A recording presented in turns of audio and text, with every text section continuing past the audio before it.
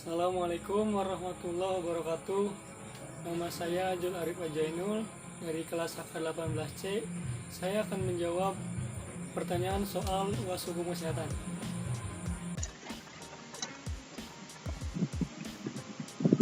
Hukum kesehatan adalah semua ketentuan-ketentuan atau peraturan-peraturan perundang-undangan di bidang kesehatan yang mengatur hak dan kewajiban individu, kelompok, atau masyarakat sebagai penerima dan pemberi pelayanan kesehatan. Tujuan hukum kesehatan untuk meningkatkan kesadaran, kemampuan hidup sehat bagi setiap orang agar terwujud derajat kesehatan masyarakat yang optimal. Peraturan diperlukan agar semua kegiatan berjalan dengan baik dan dapat membatasi suatu perbuatan yang akan dilakukan seseorang. Menurut Undang-Undang Kesehatan Nomor 36 Tahun 2009, kesehatan adalah keadaan sejahtera dari badan, jiwa, dan sosial yang memungkinkan setiap orang hidup produktif secara sosial dan ekonomi. Menurut saya, sehat tentang badan, pikiran, dan hubungan sosial dengan lingkungan dan komunitas.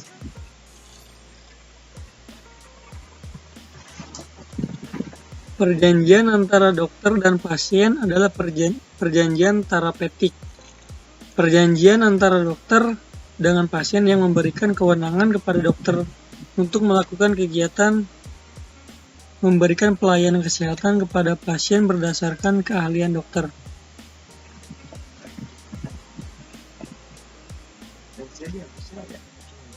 Sumber hukum kesehatan yang pertama undang-undang ialah peraturan negara yang dibentuk oleh alat perlengkapan negara yang berwenang dan mengikat masyarakat. Kedua, custom. Kegiatan adalah perbuatan manusia mengenai hal tertentu yang dilakukan berulang-ulang. Yang ketiga, jurisprudensi atau keputusan hakim pengadilan terhadap persoalan tertentu yang menjadi dasar bagi hakim-hakim lain dalam memutuskan perkara. Perjanjian merupakan salah satu sumber hukum karena perjanjian telah dibuat oleh kedua belah pihak. Doktrin adalah pendapat para sarjana hukum terkemuka yang besar pengaruhnya bagi pengadilan dalam mengambil keputusan.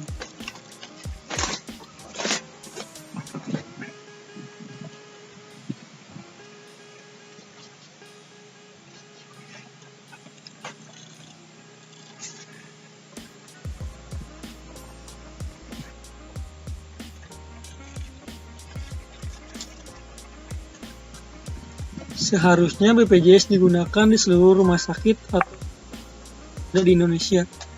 Tidak hanya rumah sakit atau klinik saja yang bekerja sama dengan BPJS saja, karena berdasarkan Undang-Undang Nomor 24 Tahun 2011 akan menggantikan lembaga jaminan kesehatan yang ada di Indonesia.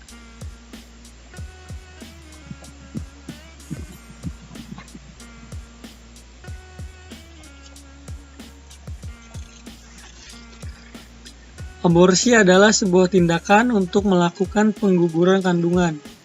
Ada dua jenis aborsi. Yang pertama, abortus kriminal, yaitu penghentian kehamilan sebelum janin dapat hidup di luar kandungan atau kurang dari 22 minggu.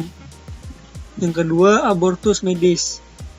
Gugur kandungan atau keguguran itu bentuknya berakhir kehamilannya sebelum fetus dapat hidup sendiri di luar kandungan.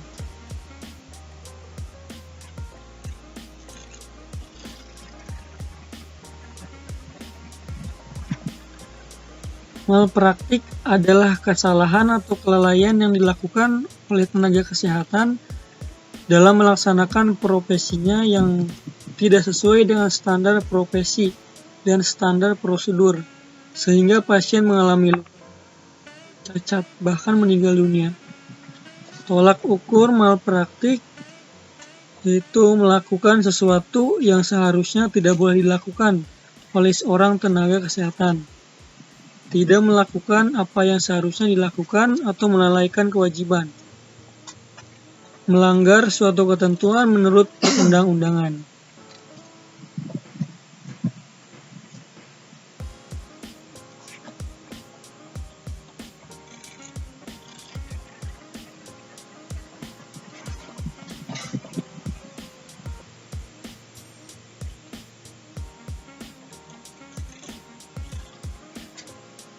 Euthanasia merupakan suatu tindakan yang mengakhiri kehidupan seseorang yang masih hidup ataupun dalam keadaan sakit dan disuntik mati.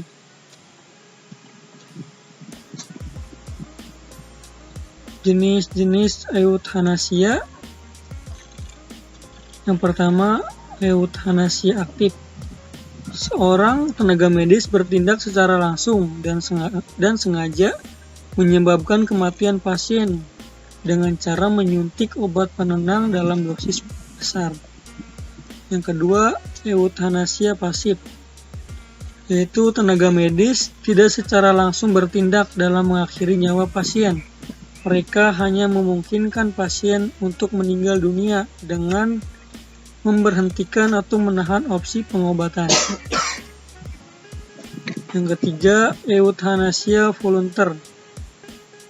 Euthanasia dilakukan atas permintaan pasien sendiri untuk mengakhiri nyawanya sendiri. Selanjutnya, euthanasia non-volunter. Euthanasia dilakukan ketika pasien berada dalam kondisi tidak sadar atau tidak mampu membuat pilihan otonomik antara hidup dan mati, sehingga orang lain harus membuat keputusan atas nama mereka di mata hukum. Selanjutnya, euthanasia involunter. Euthanasia yang dilakukan dengan dasar paksaan dari pihak lain, seperti keluarga yang ingin anggota keluarga lain meninggal, padahal dia masih ingin terus bertahan hidup. Syarat euthanasia yaitu orang yang ingin mengakhiri hidupnya adalah orang yang benar-benar sakit dan tidak dapat diobati, misalnya kanker.